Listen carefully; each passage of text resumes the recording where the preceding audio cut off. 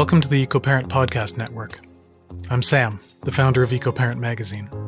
My partner Alexis and I had zero experience in the publishing industry, no money, and a new baby. But we quit our jobs, leapt into the unknown, and started EcoParent Magazine anyway. It was absolutely freaking terrifying. But at the same time, it felt right. Just a few years into the journey, Alexis was diagnosed with stage 4 breast cancer that later found its way to her brain. It was utter chaos, navigating treatment schedules, caring for a 3-year-old, and trying to run a fledgling business, not to mention the general emotional havoc. Alexis didn't make it, but the rest of us did, and I've spent the years since raising a wonderful son and building EcoParent into North America's top print magazine for conscientious families. Even 10 years in, we're still a very small crew. If you send an email, it's probably me that will answer you. And this podcast network is a monumental step for us, another leap into the unknown. But like before, it just feels right.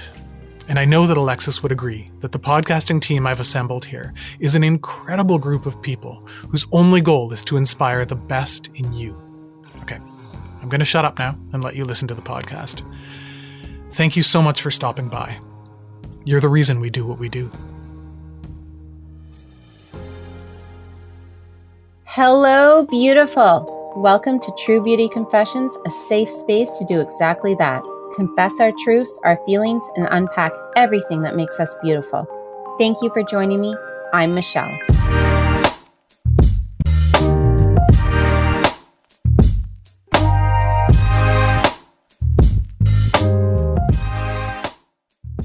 Emily Cowley is our guest today. So if we were talking about who are we without the exterior layers, and if someone asks you who you are you, Emily? Who are we talking to today and communing with? Fire meets water. Yes! I love it! That's awesome! I feel so much like I am this ball of fiery, flamey, redheaded Sagittarius, just passion, craze, a zest for life. But I also am just deeply emotional and wanting to tune in to the flow of all that is. Everyone around me, the children, the elderly, the plants, the animals. I feel like I am the meeting of those two. And it's been interesting this year because I've really dived into am I crazy, fiery, dragon Emily, or am I soft, flowing, watery, goddess Emily? And where do those meet? That's amazing that you said that, because I'm trying to coax my conversations into this theme, which is a little bit more difficult because really we've been in these you're either this or you're that. There's camp 1 where none of the physical matters, and camp 2 where it's only the physical matters. And then within that, the different parts of ourselves, because it's not just one.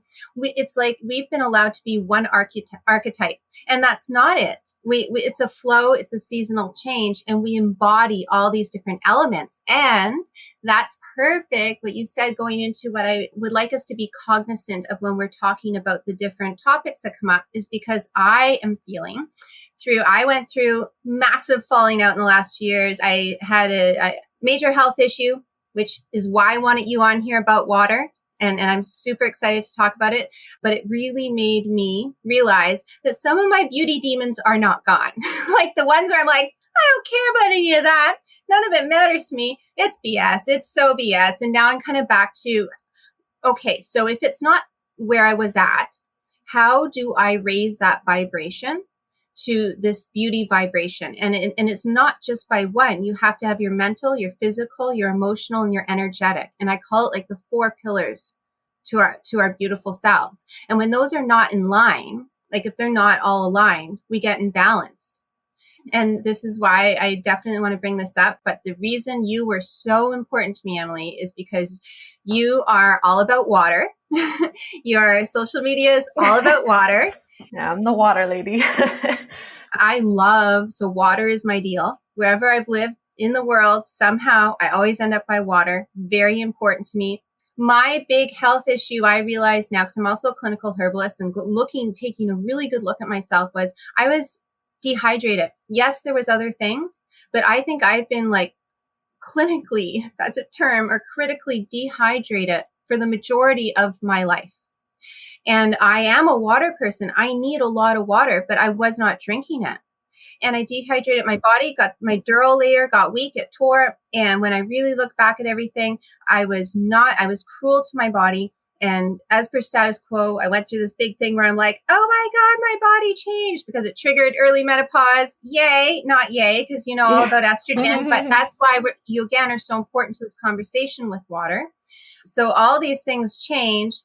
What I do want to say from the get-go is, which I didn't say in my first episode, is when I look back at those pictures where I thought, oh, I'm in shape and, you know, I'm all excited about whatever, I felt good in my body. I did, but I looked sick. I was not balanced. I was not giving my body enough of anything, but I definitely was not drinking enough water. And I know that because my friends would be there and be like, Michelle, did you drink water? Like, have you drank water? Like, that has been my thing since I've been 20. People offering me water saying, did you drink enough water today? Like, are you drinking water? Are you putting anything in? And I have a problem there that I see something, go. And I just somehow I think that there's no physical part. I'm just going to get there without having to eat or drink or do anything. I totally resonate with that. Like, yeah, I know we should drink water, so that's probably enough. I know. You know what? I'm going to do a little recap after. I want to know, how did water become so important to you? Well, so for like 10 years, I suffered on and off with mystery symptoms. After I had my first daughters, when I first got really bad anxiety, and then I started getting strep throat all the time. And then I started getting headaches and stomach problems. And it was like something was totally off. And I started doing yoga and changing my diet a bit and just getting more conscious of, how I was treating my body, a little bit more intentional with what I was doing. And I started to feel better, but it was still like the symptoms would come back and they would go. And during that time, I also went through a lot of grief. I lost a friend, and then my relationship ended in a very, very upsetting, traumatic way. And so these symptoms, I was told oh, they're in your head. Oh, they're from grief. Oh, they're from trauma, blah, blah. And there was just these physical things just went on and on for about 10 years. And it was probably 2 years ago, I don't know who or how or why, but somebody mentioned this natural spring in Sedona, which is about 2 hours north of here. They're like, oh, have you ever had that water from the spring? And I was like, no. And then one day I was like, I'm going to go try it. It's like a spring, right? It's like bubbling up out of the ground. They've built a pipe for it or whatever, but it's just running all the time. It's like real spring water. I took the first sip of that and I was like, this is the best water I've had in my entire life. It did something. It hit me in a way. I was like, oh, that's probably just because it's icy cold and really delicious, whatever. I filled up jugs and I started driving up to this spring every couple weeks to go fill up my jugs. And around that same time, I gave up drinking alcohol, which was in an effort to feel better from the symptoms. I had a really big flare up of whatever this issue was that I'd been dealing with for 10 years. I saw a naturopath who diagnosed me with having Epstein-Barr virus, which is the virus that causes mono, they say, when it's supposed to lay dormant in your body. And for some, it gets reactivated. So I had this sort of answer of oh, you have Epstein-Barr and that's what's been causing this. And it doesn't go away. You can just manage it with symptoms or with a treatment, like decreasing your stress and eating right and all that. So in an effort to feel better from that, I gave up the alcohol, and I was drinking this fresh spring water. And it's I don't even know how to describe it, but I felt this internal shift happening within me where I just knew that this is so much bigger than just a physical health turnaround. This is all my stuff, coming up and coming out. And it has something to do with the water, whether it's detoxing me or hydrating me or what it was. I knew there was a connection between the two. And around that same time is when I was introduced to the water machine that I have now, which produces water that is rich in molecular hydrogen, which is supposed to mimic waters that are found at natural springs, right? So water is electrolyzed through the process of movement and the Earth's electromagnetic frequency. What is your handle so people can kind of go and, because you have so much information there. So if you could just say it while we're talking, because maybe someone will want to like check it out on their phone while you're talking. Emily IC. So EMILYEYEC, letter C. That's on my Instagram, and I'm only on Instagram. I'm not on all the other ones because it's too much, all this technology for me, like TikTok and Facebook and all that. But to recap on what you were saying about, you can see that this is about more. And it's so interesting because like we haven't even talked before this. We've never met each other. And everything that you're bringing to the table, I'm like, that's it, right? Like it's so much more. I'm sure you've heard the term water is life. Every single living thing on this planet needs water in order to live. So if you think of water in terms of the source of life, it sort of switches how you think about it. Like, okay, so water is going to hydrate me physically. The quality of water I'm putting into my body is fueling my body. It is the source of life.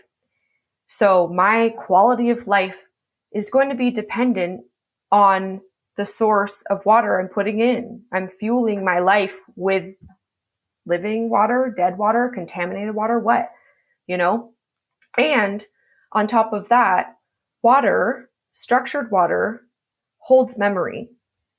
So when you enjoy going to the lake and to the ocean and to the river and all that, you are immersing yourself in the water that's been on this planet since the beginning of this planet. And all of that energy and codes and consciousness, because there's scientific studies, Dr. Emoto does a lot of studies on how water stores memory and is conscious. Yeah. And we are made of water. So the water you're putting into your body is able to hold on to the frequencies around us. So as you are fueling your body with structured water, which natural spring water is structured water. So when you say structured, can you explain that a bit more? Because in my head, I do go to like, oh, there's like certain geometric shapes that make it structured. Yeah. Or what makes it? Okay. So can you explain that though to someone who wouldn't know? Yeah. So if you've heard the term hydrogen bond, right? Like we know that water, H2O, it's 2 hydrogen, 1 oxygen. The way that the water bonds together creates a water molecule. If you have a lot of contaminants in your water, the hydrogen and oxygen can't bond together properly. They're clumped together because there's these other contaminants in the water. So they don't form a proper bond. If you look at it under a microscope, it looks messy and bunched up. When you have structured water that is rich in electrons, you look at it under a microscope and it looks like a snowflake. It looks like a sacred geometrical pattern. That's so cool. And that's structured water. So, and that's like our whole, like even the way our cells are, like notes and frequencies that are not vibrationally aligned, they can actually destroy because we're water, obviously, right? Yeah. Because we've heard that, you're 75, 80% water. No, 99% of every single cell in your body is made of water. You are just as much a water being as a human being because 99% of your cell is water. So when you look at deteriorated cells, what you actually see is the structure of the water within the cell is deteriorated, is damaged. That's why you can cure every ailment with hydration, with properly structured water, because it restructures the water of your cells. And when the water within your cells is structured, it is that structured water that is able to receive and transmit frequency and energy. So the water has to do with your consciousness. So to bring it back around of like why the water became so important is because it wakes you up to yourself. You are tuning into the earth, to this water from the earth. The water that you're drinking is literally filling you with a memory of divinity, of all everyone before you, like every stream that water has passed through, connecting you to source, earth and divine. That is so gorgeous. It's so gorgeous. And the reason I really want you to know how gorgeous that is because I finished my clinical herbalism. I went through this whole thing like, what about if they take all the dandelions away? It's, like it's amazing medicine and blah, blah, blah. And I was thinking about how much has been taken from us in regards to our knowledge, like our knowledge that is cellular and that we know just because of what you were saying. That water has been cycling for time immemorial. So what I realized was, though, we had to do these little exercises where you had to like choose a plant, not read about it first, and then you had to like sit with it and you had to eat it and boil it and like ask it to teach you what it was there for.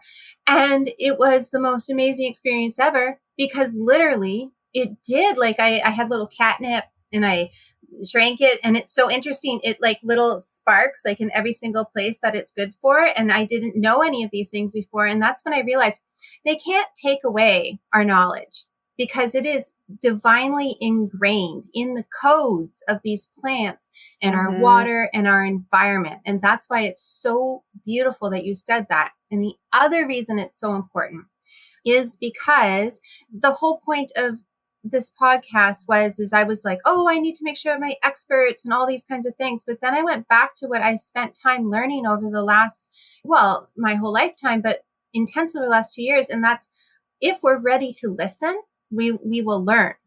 We really are our own experts, right? If we start to learn to listen, and that taking that power back, just the way you did, where you're like, no, I'm learning from this water. Like the water is giving me all the codes and the consciousness and the lessons. And I think that's so powerful for women, because this forum isn't just about experts. It's when we share. So that's how we used to share, was an oral tradition where you spoke about what happened and the results of it and what you used and all those things, and about our bodies. We shared stories, and there was no experts. It was in the accumulated knowledge and the sharing of stories like we are now, that knowledge was able to give value to the rest of the community. We're learning from our environment. So that's so, so special. I did want to ask you, so did you notice from prior, when you were drinking what would be unstructured or water that was tainted or not quality of a natural spring, or the water you're drinking now, did you notice a difference in your skin and the way that you looked? Oh, absolutely. My skin was much worse. I feel like I saw wrinkles reverse or, decrease or whatever. You get this idea that once you have wrinkles, like that's it. But it was like, oh no, just hydrating totally changed my skin and brought a glow back to it. And I feel like it's the physical as well as the emotional and the spiritual. It's like when you are aligned with yourself, when you are feeling physically better, you're feeling emotionally better, you're feeling mentally better, you're feeling spiritually better, you glow. If water is able to transmit frequency and you are drinking this water, you are literally sending out your frequency, high vibes out from, your energy. And that's what makes you look more beautiful and more youthful. I feel like we can all think of somebody who is just a joyous being, whether it's a grandma or something. You don't look at their skin or their wrinkles. You see their vibrance and joy and happiness, and being aligned and comfortable in yourself, like that radiates. And you see that as beauty. I see that as beauty. That's gorgeous you said that. So there's two parts of this. One, when I had that crazy thing with my dural layer, I literally crawled out of Toronto. I was like, I've done all I can here. And I crawled out of Toronto, packed the kids up, and went up to this beach. I'm literally in a beach hut. So I had to heal, and I wasn't healing in Toronto. Like it was not happening. And that's two parts. One, I didn't like drinking water there because there's chlorine. There's chlorine in it. Yeah, it is. I don't like the taste of it. And there was one time that we were getting natural spring water we go out of the country, bring it back into the city. But when I lost that source, I didn't end up getting another good one. And so I didn't like drinking it. I knew that it's not okay. And secondly, I was a crazy person, like burning the candle at both ends and being ridiculous until my body was like, no, F you, lady, I am done. And until you figure your shit out, I am not working for you anymore, and crawled up here.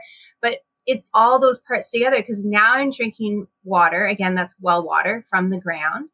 I'm right by, the lake, and you get that frequency. Mm-hmm. So when I was healing, when I just started healing, I would walk the beach in the morning and then walk the beach at night. And then I get better. And now I'm able to run again. But it was the whole frequency of being in that clean, I don't know, it's a clean feeling. And maybe you can speak more to that. It's a return. It's a return to source. It is a return to self, and it is a connection to the earth, to the divine, to you.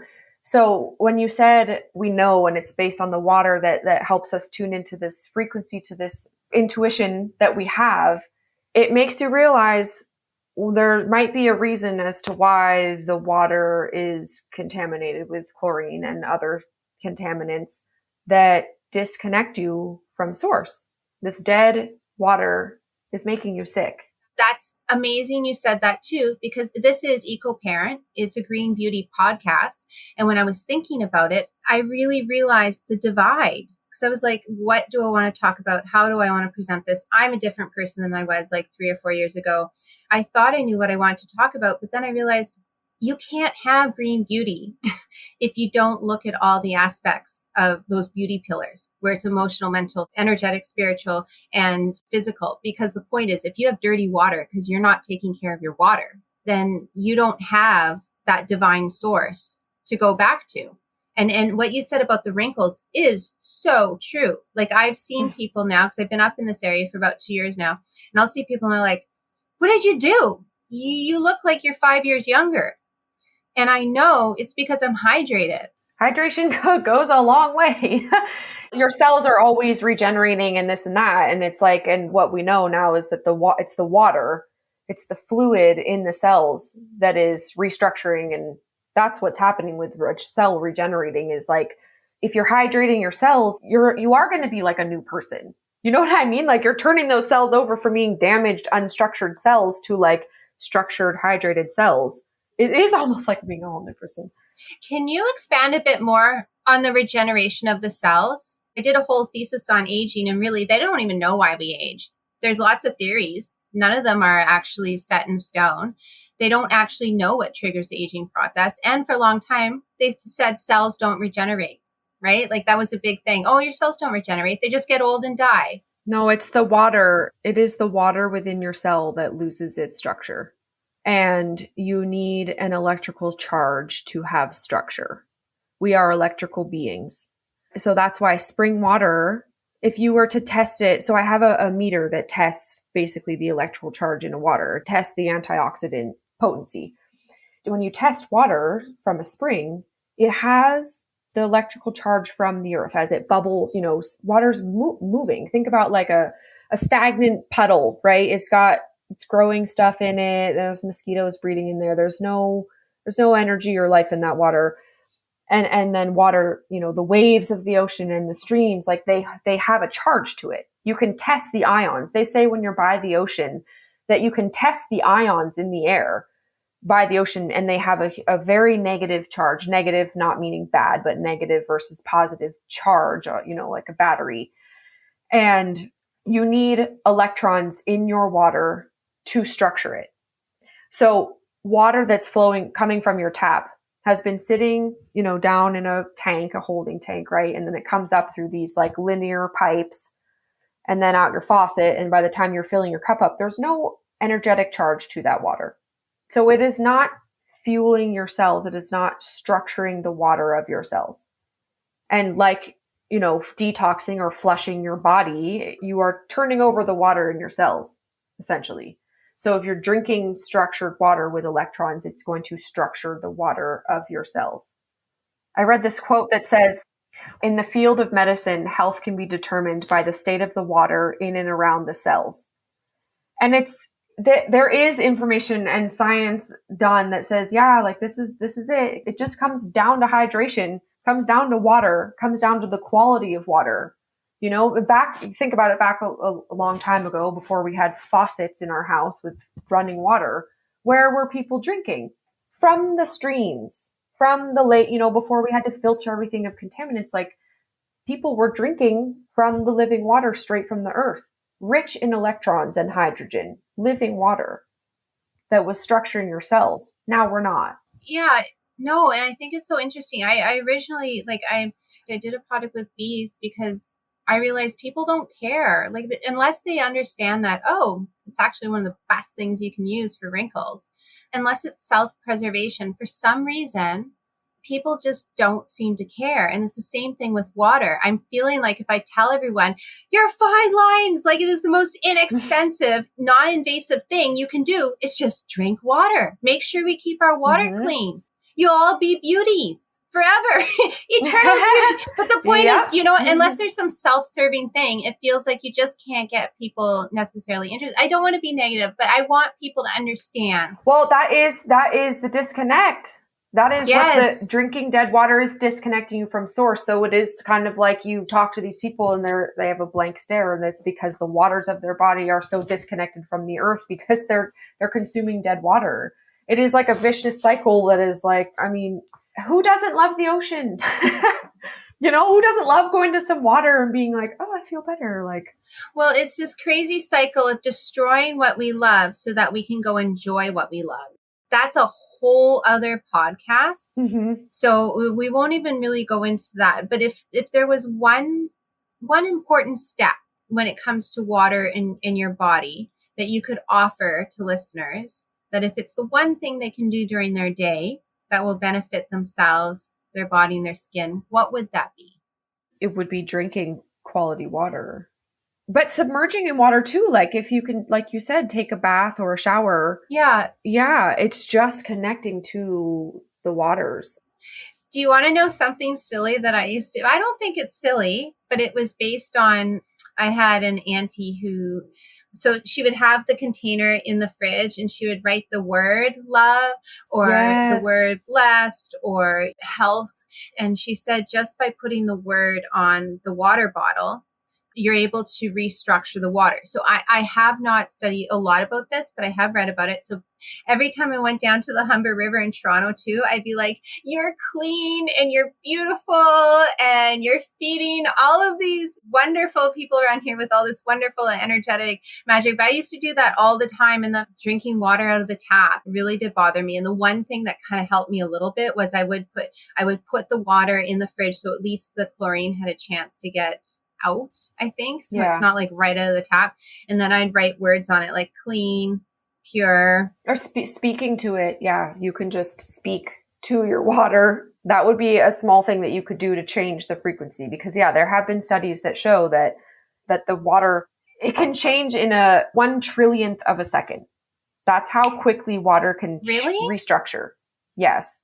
It's called a femosecond, I believe. That's amazing. Yeah, it is. I'm reading this book called Water Codes, and it talks about the science of water structure and all that. But water has been shown to be able to restructure in 1/1,000,000th of a second. That's faster than we can even think, of like a second to be. It can restructure based off of the frequency, music, speaking, swirling. I would love to do a little thing where, like, literally for 2 weeks, you talk to your water before you drink it. And you're like, I'm amazing. I'm beautiful. I am vivacious. And do that every time you take a drink. And I wonder what that would look like. Yeah. Your cells are already listening. I've heard people say, like, your cells are listening to, it's the water that's listening. That is what it is about the cell that's listening. It is the water. It's carrying that electromagnetic blast, or what? Not blast, frequency. But it's carrying the frequency. And when we're talking to it, our voice is carrying a frequency, and then it's all like working together. It's the water in your body that is listening. So absolutely, you can speak into your water. I am beautiful. I am calm. I'm patient. I am open. Whatever it is, that water goes in and transmutes that frequency to every cell in your body as it's structuring the water. It's so incredible. It is so incredible. It is really, really incredible. And I'm so excited to have this conversation because I think so many more people should be having it in the beauty industry that has very much kind of one-dimensionalized our idea of what that is. And with doing that, you actually destroy your external beauty at the same time if you're not feeding the other parts of it.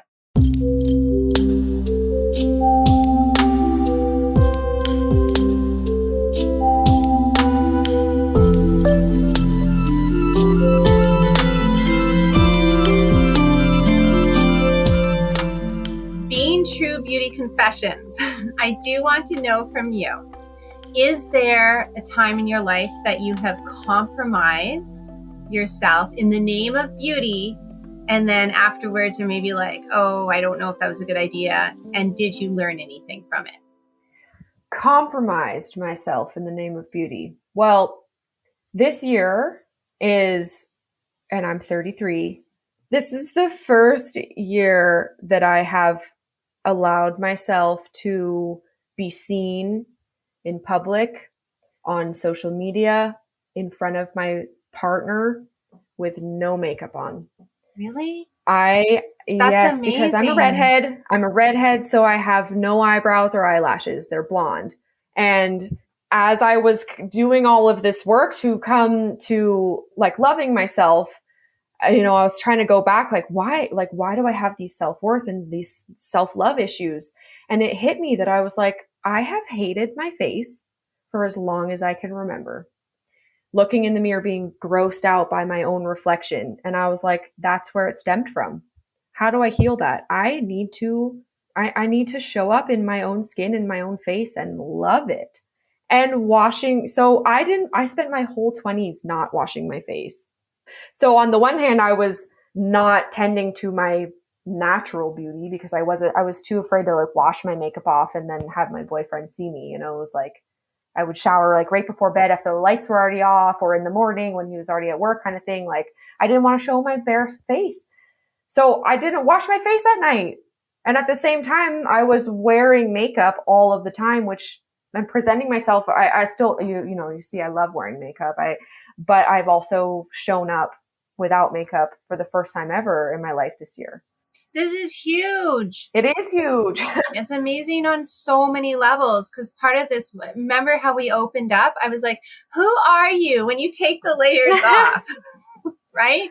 Yeah. Well, it's been a whole year of discovering that. And the one thing I want people to understand, and this is even came from the first episode, it's so crazy when people are actually really honest about how they feel and what they do in their lives based upon how we feel. Because when I look at you or I look at your social media, I would never think that, because when I look at you, I see someone so gorgeous. Thank you. Which also goes into the line of what you were saying. People, the way they externally look changes with the vibration, the internal vibration they have, and also the vibration between those two people. And what an incredible experience for yourself to actually be in that place, to finally see yourself. Yeah. And I think that's why I found you so intriguing, is because you're being very open and authentic about this reclaiming yourself and that beauty vibration. Yeah. And just so you know, on the physical trivial level, makeup does give you lines. So I tell all my people that when you're wearing makeup on a daily basis, so this is where it's a balance, right? It's really important to have fun. It is fun to do ourselves up, especially artists that are into creating different looks, or like even my teenagers, like they love it's like using your body as this palette, right?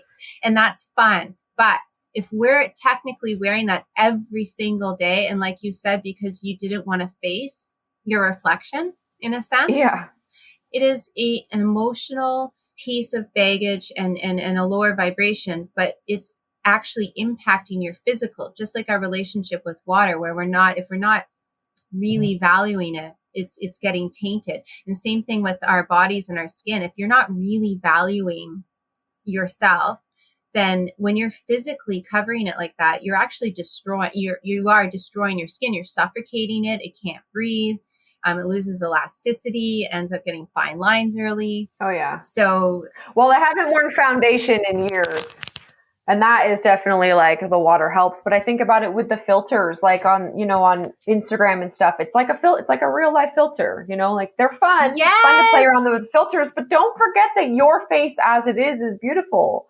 That's what makeup is kind of like. I was like, oh, because I watched my girls, my oldest is 11 and she'll be on my phone and do the filters. And I'm like, well, I can't be upset with her if I'm putting my own filter on every day and not loving the face that I have, the face that I'm born with, the face that is just my own skin and eyes and all of that. I got to love both. It's okay to do my makeup up and feel beautiful with makeup on, but I got to also love my bare skin and be like, you're also beautiful. If we don't seek to really have a loving relationship with ourselves beyond whatever this physical expression is, we cease to find joy in life, and we're constantly in a state of self-loathing, which is not fun. So one of my purest reasons for wanting to not fix myself, but dig deeper so I can get higher, in terms of that connection with my internal and external self, is because I'm so tired of it. I'm tired of moving through these seasons of life and not being happy or present in that moment. So how do we love ourselves when we're not as per status quo? And that's really what happened to me, where my health issue triggered early menopause, lost, your estrogen. So I was healing, my body went through trauma, all these things, but things are not where they used to be. Like I was putting on a certain outfit. I'm like, what is that? That sucks. And it's just because I've gotten used to my body in a certain way, because I'm super hyper. I love exercise. I love being I don't like to sit still, but also look, that was not balanced because I had a massive health crisis that took me out of the game completely. And I had to crawl back to the beach hut to heal. So that was not okay. Even if aesthetically on some level, I thought, well, this looks okay. It was not okay. So now I have a different body and I'm 46 and I don't know, will things ever go back to where they were? Probably not. Let's just say it's a big old probably not. Well, what is go back? Like, why do we have? This is the point. Yes. I think about when I look at my grandma, oh, she's so beautiful and I love her wrinkles and she's, shrinking and all her lines from smiling. And it's like, I've never once been like, oh, she looks old. She is old. She's almost 90, and it's like, yeah, that doesn't mean just don't do anything to take care of your health and to take care of your skin and your internal, but it means just love it through the process. When a wrinkle pops up, I'm like, ah, and it's like, okay, well, are you doing all the things you can be doing to care for yourself? Yes. Okay. Well, then that's okay. Your body is going to change a little bit. Well, part of that is trust the process. Yeah. You can have an influence on how fast you're aging. If you're eating a shit diet and with acidic, foods and you're not taking care of yourself and you're not sleeping and you're drinking Coke instead of water, yeah, you're going to age faster. Your body is going to deteriorate quicker because the water's losing structure. And if you are living a healthier life, your aging is going to happen a lot slower. But it's still going to happen. We're not here forever, Well, and I think that's part of it, though. The fact is, we are experiencing a process of letting go of the physical, essentially, right? Enjoying it. I want to enjoy it more in this stage because it's so crazy. One stage to the next, it's like, oh, I had a baby now. Oh, this is all, and I look back, I'm like, no, it was great. What's wrong with me? So I'm wanting to be happy in this particular moment and joyful and have gratitude and all those types of things. But I realized if you didn't have the physical falling away, you would never be forced to have to reckon with those other aspects of ourself. And that's the emotional, mental, and spiritual, energetic. If I stayed a certain way for my whole life, I'm never going to have these conversations with myself. I'd never be forced to say, oh, well, okay, not so happy about that, but what am I really experiencing here? What am I supposed to learn? Yeah, there's no growth in that, in all of the physical stuff that happens. And It is all growth. It's all changing that. And bring it back to us being Sagittarius. I read a quote once that said, the worst thing you can say to a Sagittarius is, you haven't changed a bit. And I thought about that, and it's like, that's so true, because I feel like on the surface, yeah, we want to look young forever, but I want to be changing. I want to be growing. I want to be moving through each phase of life and learning how to better take care of my body. And what your body needs in your 20s is going to be different than what your body needs in your 40s. And so, like you said, I look back and maybe I didn't look well, and it's like, but we didn't know what we didn't know then. So all you can do is take what you know now and move forward with that. And there's some lesson learned there. There's some growth. Our bodies are also so capable, incredibly intelligent, that like, you can bounce back, you can heal, you can change, you can reverse your wrinkles. Like, there is so much you can do. I've seen 70-year-olds who are fit, doing competitions and stuff. And it's like, your body is so capable, and you just have to listen and work with it and nourish it and love it. Love it, whatever stage it's at along the way. That comes so full circle with learning to understand that, yeah, this body's fun. We can have some fun experiences and do awesome stuff. But in the end, it is like a divine talisman. It's not less than. Mm-hmm. It's not a punishment to be in it. It is a tool to learn about all these different aspects of ourselves, and learning to engage with that ancient divine self that is in ourselves, and bringing it back round to the codes and the memories stored in water. And our body is this incredible tool to get closer to that and to remember absolutely all of these incredible, like our body, it's working with that memory. Well, yeah, your physical body is a vessel for the consciousness, for your consciousness. And as you are tuning into that consciousness, your vessel will reflect that. There is no way that you can be tuning in and returning to source and growing, and your body not reflecting that. I really believe that. Like, your body is going to work right alongside with your consciousness. So if you're taking care of your physical, your consciousness is going to expand. If you're taking care of your consciousness, like, your physical is they're going to reflect. One's going to reflect the other. Bringing it back to our environment, it's the whole thing. Like, you're so right on, right? That's why it's important to serve each aspect of ourselves. You do need to take care of your physical, because that's what gives you the energy and all the motivation to move through this space where you are learning about your conscious, and you are learning about all these other different, deeper or higher aspects of self. And if they're not in line, it's going to show up. It shows up in our body, and it shows up in our body because our body's saying, hey, you're off the path. Mm-hmm. You need to get back on the path. And that's how it's all working together, which you just really said very beautifully. If there's one thing in terms of a pet peeve, when you're walking around and people seem to feel it's necessary for them to tell you what you should do for your external aesthetic.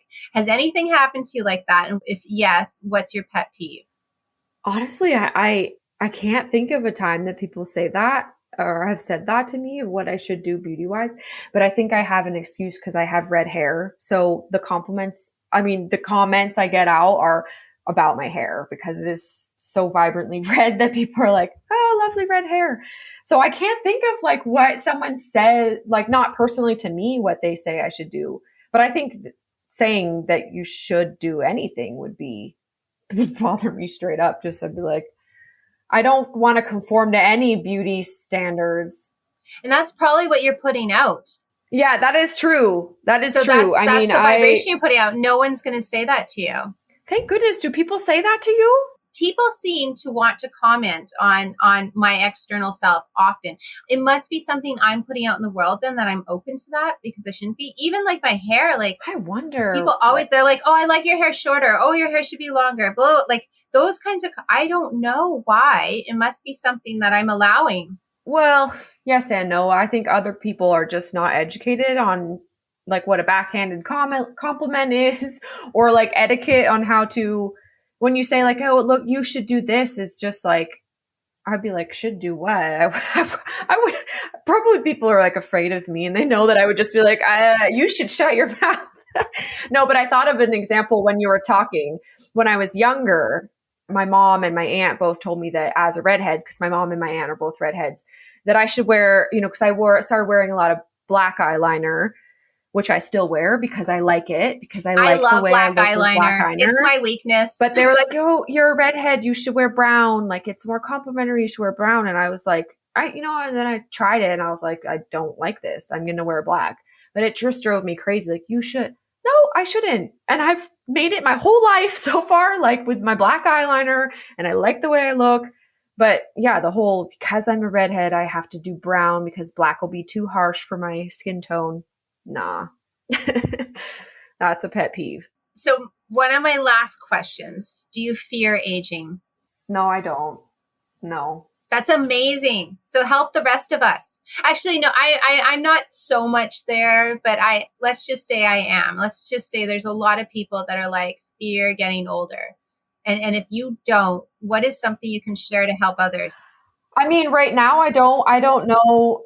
It to me, it really is the connection with the self-love that, like, I can't say that I just look in the mirror and I'm like, I love you, like every little, but I do say that to myself to want to feel that and to train myself. But I also got a gym membership this year because I want things to look a little different. So it's that combo of both, where it's like, I don't know, I'm human. I think that come on, is there anyone really out there who's just like, I love every ounce of me? Like, you can love yourself.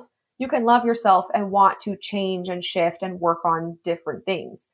But you gotta want to change those things from a place of love, not a place of hate. Not, I hate my, cellulite, so I'm going to go to the gym, but like, I love my body, so I want to go to the gym. And that's where you'll see the physical shifting. This is a pretty extreme example, but what you're talking about is just, it resonates so much. And I remember it was some horrible reality show. It was about 15 years ago, maybe about 18. But what the show was about was they would bring all these people on, and basically they would do whatever plastic surgery, dental, everything to get them to look beautiful. So I, being me, and I was in full out hippie stage, like living in the mountains, off grid, babies on my hip and whatnot, chickens running around, Sounds like nice. Total hippie. Like, no, like to me, that was like the nemesis of my reality. However, it was on and I'd taken note of it. And then after, I think they took it off air because basically they would do all these different things. These people would come out, present themselves to their family and their loved ones and be like, the new me, which was obviously incredibly different from how they started the show. But what happened was quite a few of those contestants after, when they were looking all, the way that they decided they were going to look on the show, they ended up going into massive depression and there was some suicides. And it's because this is what I realized, that their internal vibration did not fit this cut and paste image that they end up presenting to the world. The disconnect was so great that their internal selves knew, like, it is so not aligned with learning to express yourself in a way that people, when they are around you, they're like, oh, like, you're so much joy and beautiful and all these, you're glowing. There was a complete disconnect with that. So they didn't get the chance to, create that in themselves.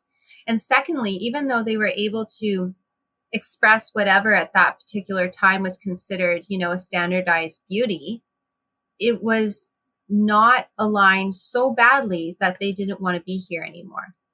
So I don't know if I can unpack that properly, but it is definitely in the theme of what you just stated.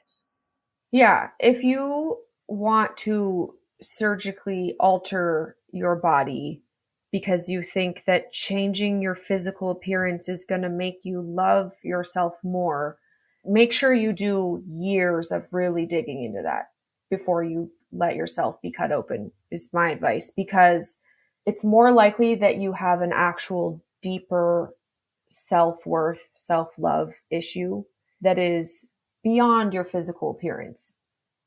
And so when you change your physical appearance, yeah, you might be like, oh, my breasts are bigger. I'm so much prettier now. You're going to realize that it's going to come back to like, why did I think that I wasn't good enough the way that I was? That problem's probably still there.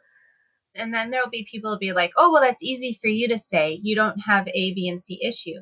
But there's still, even there seems to be some disconnect between what is standardized external beauty if you just cut and paste it and put it on, and what you're needing to come to terms with internally. And if the two are not matched, I mean, if someone's going to go do that, but and they're really, if that vibration is matched with what they're wanting to put together externally, then maybe it's okay. But I definitely see a massive disconnect there. Yeah, absolutely. Because wait, why are bigger lips or bigger breasts or bigger butt going to make you prettier? Who decided that? Oh, wait, that's some standard that somebody decided was what was beautiful. Probably some men, and then put those images to us on the media and the magazines that make us say, oh, let's think about it. Hundreds of years ago, people weren't wishing they could have, maybe they were, but there wasn't anything to base it off of. You just were in your body. Your body was what you had. You know what I mean? Now we have this idea because we have images of what we have been fed and programmed to believe. A tiny waist and big breasts and long hair is beautiful. And if you don't have those things, you don't fit in. If you're with a partner who's saying, I wish you had that, I wish you had that. No, you don't need to change your body. You need to reassess why you're with somebody that's telling you need to look different. Yes. It's way bigger than just thinking you're going to love yourself on the other side of a different body.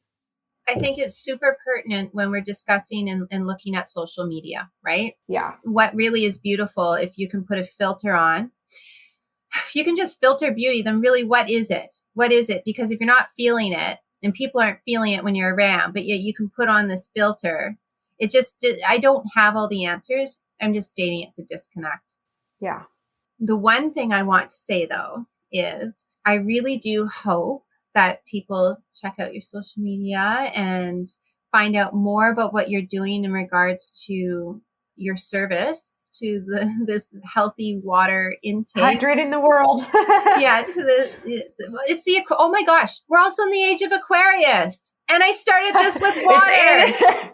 And it's the water bear. It's like all coming full circle, and I never planned it. Do you know, I just realized that in this moment. Oh, it's wonderful. How special is it that we're having this conversation? I'm just so, so appreciative.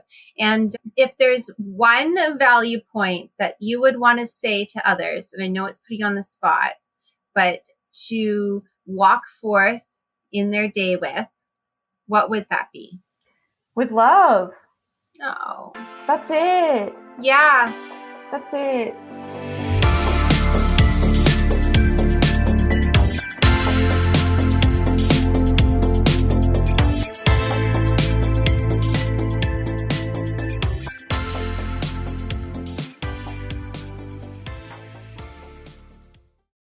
So, if you listen to podcasts or watch YouTube, you've probably heard it 1,000 times before.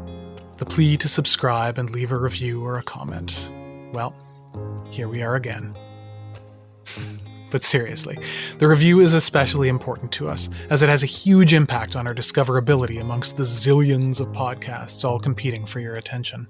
So please consider leaving a review. And heck, we'd really love to hear your feedback. This pilot episode of the EcoParent Podcast Network was made possible with the generous support of Ontario Creates.